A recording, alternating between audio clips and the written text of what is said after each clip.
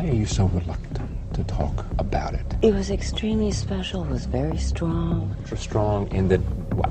Our relationship was very strong and very serious and very real. Everyone thinks they know the Elvis story, but wait till you hear this part, because what really happened between Elvis Presley and Ann-Margret on the set of Viva Las Vegas was far hotter and far more dangerous than the polished Hollywood version we've all been fed. We went together for 1 year, and he trusted me, and I do not want to betray his trust even in death. What would be betraying his trust? There's been so much written that has been negative about him. I wanted to celebrate his life. Their chemistry wasn't just flirtation, it was the kind of explosive connection that could ruin reputations and shake up entire lives, especially since Elvis was already tied to Priscilla. In this video, we'll finally discover the truth about their bond and how Priscilla reacted when the truth finally hit her. Come along to find out. Ann-Margret's side of the story. Ann-Margret was often described as someone who carried her past with a quiet and thoughtful grace, especially when it came to her relationship with Elvis Presley, and people around her would often say that she never rushed to share stories that were not meant for the world. For decades, she kept a calm silence around the memories they created together, and many wondered why she chose to keep so much to herself. Was it because she felt that some moments were too precious to hand over to curious strangers?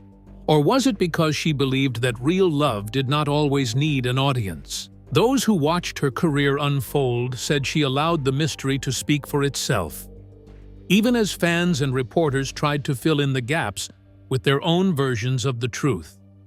When she finally wrote her 1994 autobiography titled Ann-Margret, My Story, she explained that she had never been the type of person to expose private matters just for attention. People in Hollywood often said that her silence set her apart in a world where many others were eager to benefit from their connection to the king of rock and roll.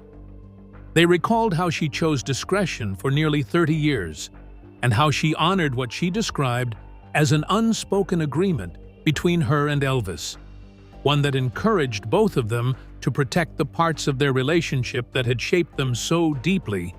Observers said that this decision showed a kind of respect that was rare, and many believed it revealed the strength of her character. When she eventually decided to talk about Elvis, she did so in a way that avoided exaggeration and gossip, and she created a picture of him that was very different from the dramatic stories often seen in tabloids. She described their bond as something that almost felt otherworldly, as if two people had suddenly discovered that they shared the same fire, the same humor, the same restlessness, and even the same emotional rhythm. She was often quoted saying that they both lived on the edge, and this simple statement became one of the clearest windows into what drew them so strongly together. Instead of focusing on flaws or odd behaviors, she chose to talk about his talent and the kindness she remembered so clearly. Interviewers later said that she always called him EP, a small and private nickname that seemed to carry the weight of everything they had ever shared. Even years after his death, she refused to reveal intimate details, and when hosts asked for more information, she gently brought the conversation back to his gentleness, his generosity, and the affection they had exchanged. Many wondered why she decided to speak at all after keeping quiet for so long. She explained that she felt it was finally time to share her own truth, because too many people were telling the story in ways that felt wrong to her. She believed that silence might be misunderstood if she allowed others to reshape her memories for their own gain. She also felt that enough time had passed to look back without bitterness or confusion, and that maybe the world was ready to see Elvis as a human being instead of an unreachable icon. She hoped people would understand his sensitivity, his loneliness, his humor, and his deep ability to love. Still, even when she opened up, she held tight to certain boundaries. She revealed only what she felt was necessary and protected the moments she believed belonged only to her and Elvis. Friends said she was thinking about Priscilla as well, because she did not want to cause pain or reopen old wounds. In the end, her decision to speak was less about reopening old wounds and more about offering a little clarity to a story that had lived in shadows for too long. She wanted to honor what they once shared, without tearing apart the tenderness that still lingered between them. And somehow, she managed to choose a path that protected both of their dignities. But what she revealed was only half of the picture. Because if you stay with this story till the very end, you'll see just how deeply Elvis's own emotional struggles and impossible choices shaped everything that followed. Elvis's emotional struggles and choices. Behind all the glitter that people loved to associate with Elvis Presley, there existed a man who was quietly struggling with emotions he never fully learned how to handle. Those who looked at him from the outside saw the superstar, the legend, the cultural giant. But those close to him often said he was dealing with a constant tug-of-war inside his own heart. When people spoke about his relationships, especially the complicated way he moved between Priscilla and Ann-Margret, they often described it as a reflection of his deeper conflicts. They said it showed the patterns he carried from childhood, the insecurities he hid behind fame, and the way he tried to keep control of the world around him. And really, when one thinks about it, how could someone raised in the whirlwind of sudden fame and a sheltered upbringing not struggle with relationships that demanded emotional balance and honesty?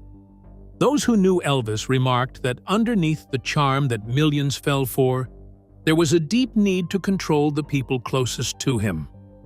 They would say it made sense when you looked at his childhood. He grew up as an only child with a mother who gave him undivided affection, and that early sense of being the center of someone's world shaped how he behaved as an adult. People around him recalled how he always surrounded himself with individuals who rarely said no to him, who catered to his wants, and who maintained a world where he rarely had to face resistance. When he was with Priscilla, this need for control became even clearer. Witnesses described how he chose her clothes, encouraged her to adopt the black hair and dramatic makeup he liked, and told her how she should behave. They said he wanted her to remain sheltered and waiting for him at home while he explored other desires outside the relationship. It raised the question people often asked later in life: was he trying to protect her, or was he trying to preserve an idealized image of love that only worked in his own mind? His relationship with Ann-Margret told a very different story. Friends and people on set observed that she was the one woman he could not easily shape or direct.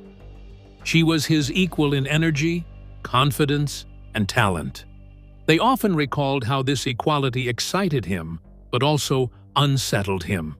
They believed he felt drawn to her fire, yet threatened by the fact that he could not fully control it. Some said it was the first time he faced a kind of love that matched him rather than yielded to him, and it challenged his sense of dominance. It made people wonder if that was why their bond felt both electric and unstable. They said his entourage, the Memphis Mafia, played an important role in maintaining his old patterns.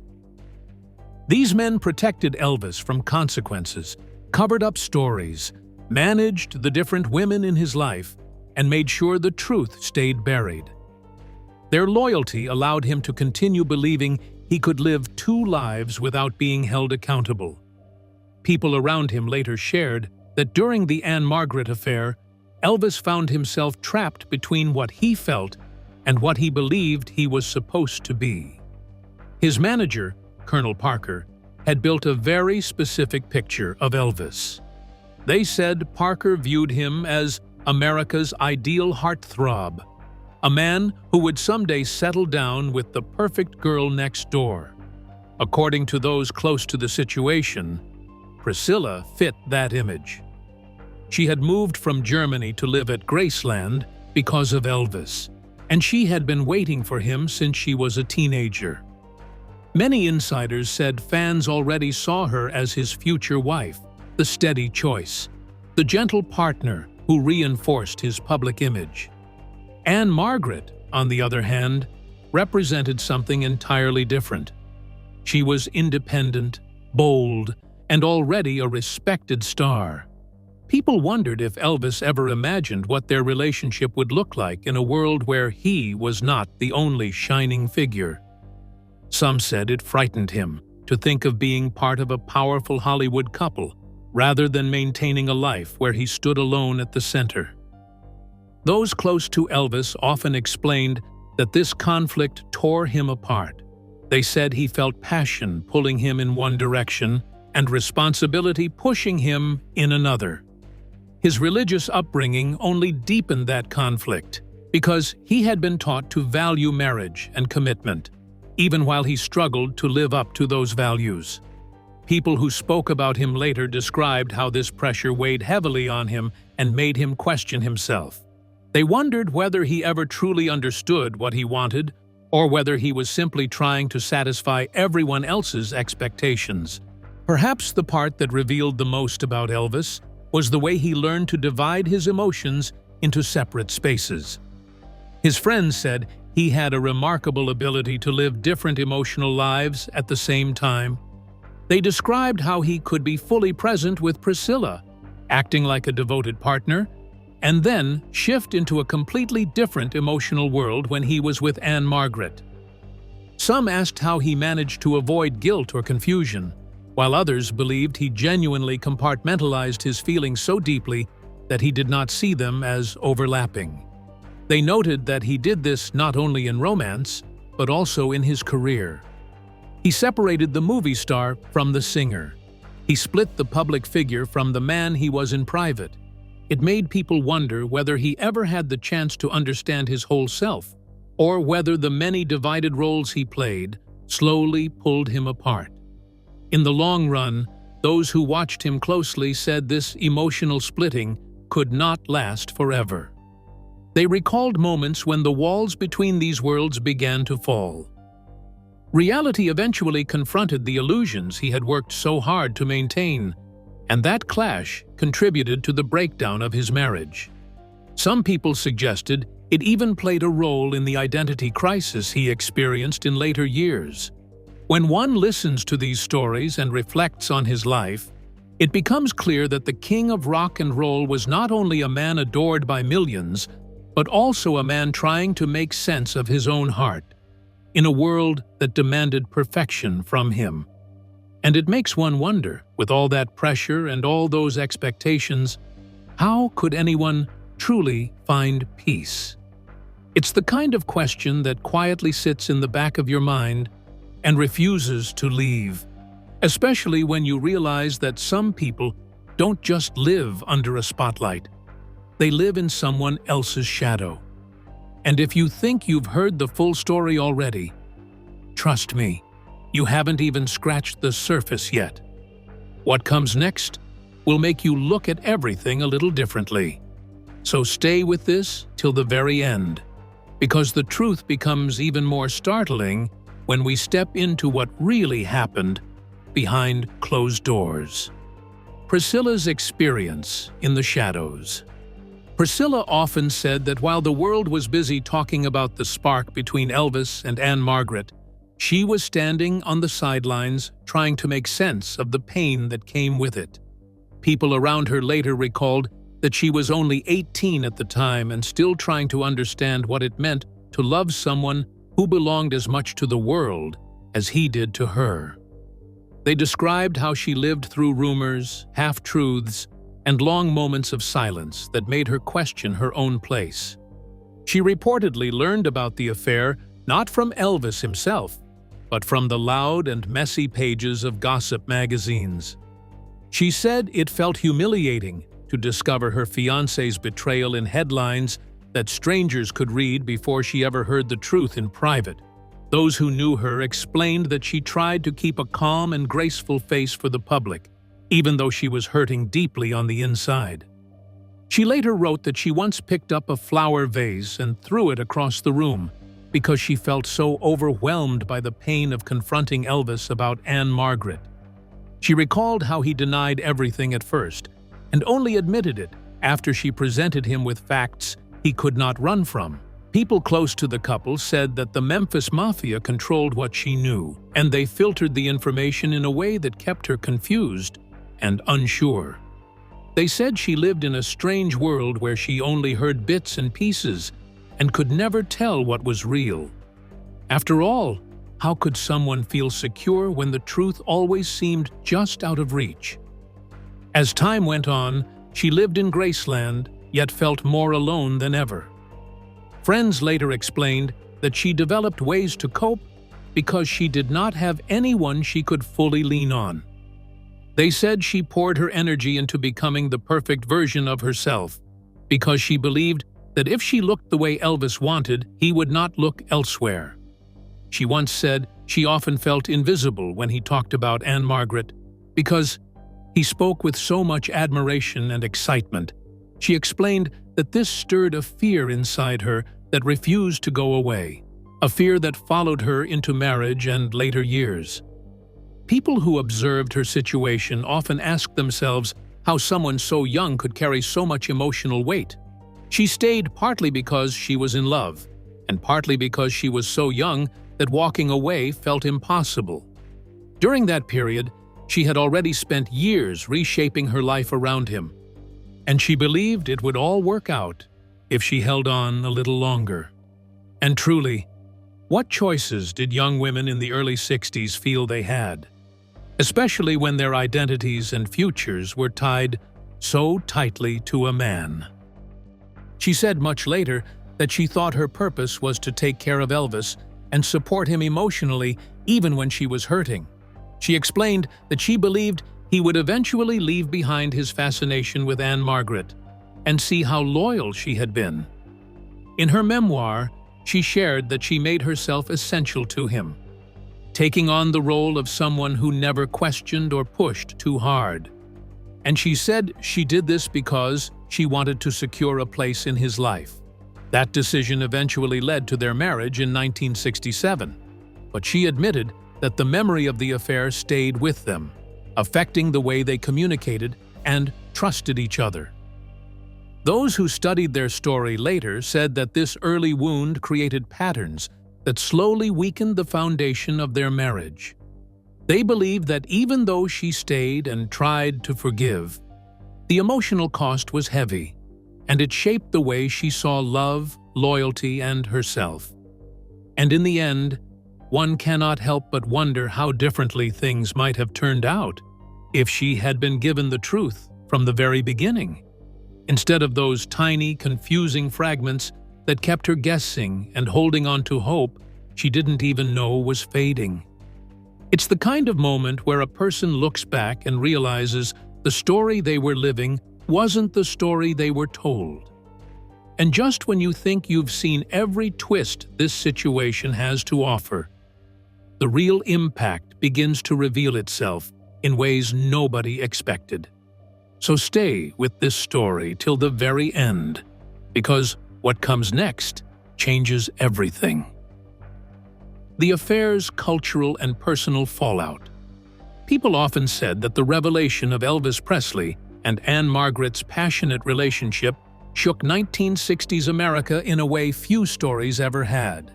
And they explained that it sent waves far beyond the lives of the two stars at the center of it all. They described how their secret connection did not just stay between them, because it quickly became something that everyone wanted to talk about, question, and pick apart, as if the whole country had been waiting for a story like this. They said their affair turned into a cultural moment that people held on to, something that fascinated the public and even shaped how folks saw Elvis's future. With Priscilla observers recalled how the media reacted almost instantly, as if reporters had been standing on the sidelines ready to run the moment whispers began. They shared that news outlets pounced on every rumor with excitement, and gossip writers like Hedda Hopper and Walter Winchell filled their columns with little hints and suggestive lines about the two co-stars spending time together when the cameras were not rolling. People wondered aloud why the press was so eager to magnify every tiny detail. But they also admitted that the public seemed hungry for it, so the headlines kept coming. Reporters said that at first, the Hollywood press had simply been charmed by the chemistry Elvis and Ann-Margret showed on screen. But soon the tone shifted, and the press started framing the relationship as something far bigger than a movie romance. They explained that the newspapers began asking their own dramatic questions, as if they were trying to lead readers toward their own conclusions. Those who remembered that time often described how fans split into two almost opposing groups. They said young women who worshipped Elvis felt hurt and angry because they saw his behavior as a betrayal of Priscilla, who many fans believed waited for him with quiet devotion. People asked themselves how a man so adored could risk breaking the heart of the woman everyone saw as his steady anchor. At the same time, others explained that male fans tended to admire Elvis even more for attracting a woman as lively, talented, and confident as Ann-Margret. They recalled that fan clubs debated endlessly over which woman deserved to be in Elvis's life, which woman understood him better, and which one suited his personality more. Some asked why people felt the need to pick sides at all, but they admitted that the debates kept growing and created what many called an early version of Team Priscilla and Team Ann-Margret. They said the whole situation showed how deeply Elvis affected people, because fans reacted as if the decisions in his personal life were decisions that belonged to them too. People close to the story explained that the affair left cracks in Elvis and Priscilla's relationship that never fully healed. Even after the two tried to repair things, Priscilla later said that trust became something fragile, something she constantly had to watch over. Many said she described living with a quiet worry that never truly went away, because the affair planted a feeling that she could not fully shake. Those who worked around Elvis shared that Colonel Parker worried about how the situation might harm Elvis's clean, wholesome image. They said Parker reacted by creating a careful public relations plan that tried to steer attention away from the scandal. People recalled hearing that he arranged staged photos and set up interviews that focused on Elvis's loyalty to Priscilla, as if he wanted the world to believe nothing had gone wrong. They said this strategy showed how much control Parker tried to keep over Elvis's narrative, and some wondered whether the pressure to maintain that image made things even harder behind the scenes. Years later, many said the affair became more than just a story of two people. They felt it had grown into a defining chapter of the Presley legacy. They explained that it shaped the way people saw Elvis as both a powerful romantic icon and a man who struggled with personal choices that did not always match the image people expected from him. They said that for Ann-Margret, the relationship tied her forever to the history of rock and roll, and placed her name in the same breath as Elvis, in a way that never faded. Observers often asked why this specific chapter stayed alive in the public memory when so many other Hollywood romances were forgotten, and they suggested it was because it revealed a part of Elvis that fans rarely saw. People said that when Ann-Margret finally spoke about the affair many decades later, she did it in a calm and measured way that added complexity instead of sensational drama. They believed her words helped people understand the emotional world Elvis lived in during that period, because her account painted a picture of a man torn between responsibility and desire, between the comfort of stability and the thrill of passion. In the end, many said the whole affair stood as a symbol of the conflict inside Elvis himself. They described how it showed the gap between the legend the world adored and the human being who struggled with choices, mistakes, and longings like anyone else. They believed it helped fans see him not only as a star, but as a man trying to find himself while carrying the weight of fame. They often wondered whether he ever truly understood how deeply that one relationship reshaped the way people saw him, not just in his lifetime, but long after he was gone. It was the kind of bond that left a mark, soft in some places, sharp in others, and every generation that came after kept circling back to it, asking the same haunting question he never answered out loud. And if you stay with this story till the very end, you'll see why that question still matters today, especially as we step into the next chapter. What if they had married? He often wondered aloud, as so many fans and historians had done for years, about that one lingering and almost haunting question that never seemed to fade from people's minds. A question that felt both romantic and heartbreaking at the same time. They said the world had kept asking what might have happened if Elvis had chosen Ann-Margret instead of Priscilla, and they repeated that this thought had followed the story of his life, like a quiet shadow. People shared that they had spent decades imagining the what-ifs, wondering if their marriage would have lasted, and somehow believing that maybe things could have turned out differently. Yet they also asked themselves a softer question in moments of reflection. Would two people who lived such loud and demanding lives have been able to build something gentle and steady together? Or would fame have made the ground under them shake too much to stand on?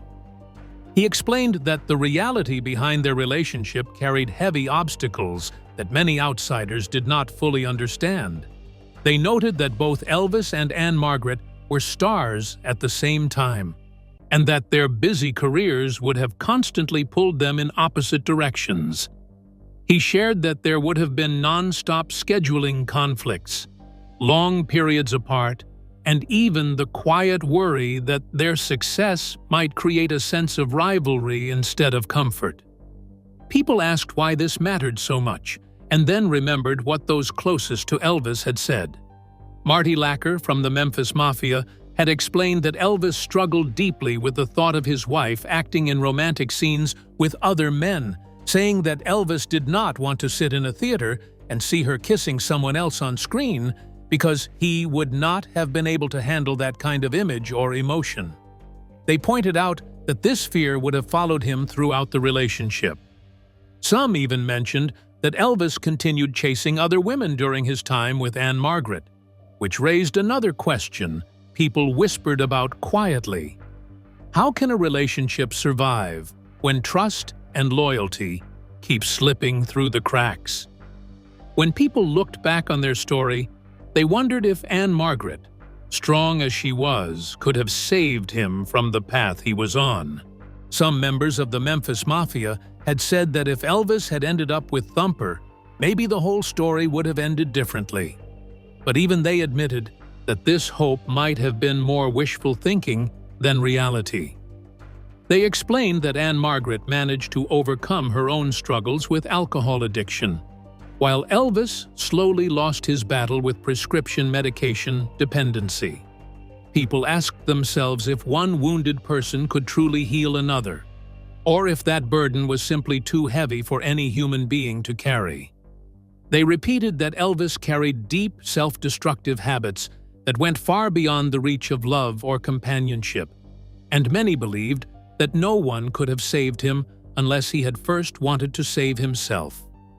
In the end, people said that the relationship was never meant to last because they wanted very different things from life. Elvis wanted what he described as a traditional stay-at-home wife, someone who would not be part of the same busy entertainment world as him. Linda Thompson had once revealed that Elvis used to say that you do not take your wife to work with you, which showed the kind of life he imagined for his partner. Ann-Margret, on the other hand, lived with a fire in her spirit and a determination to be independent. She loved her career and her work, and she knew she would never give that up for anyone. She later admitted that although she and Elvis shared a deep bond and real affection, their lives were shaped by different dreams, and those dreams would eventually pull them apart. people reflected on their story and asked themselves one more gentle question. If two people care for each other deeply but want different futures, is love alone ever enough to hold them together? With this, we have come to the end of this video. Thanks for watching. If you enjoyed this video, do well to like, comment, and subscribe for more content. To enjoy more thrilling stories, click now on the following video that pops up on your screen.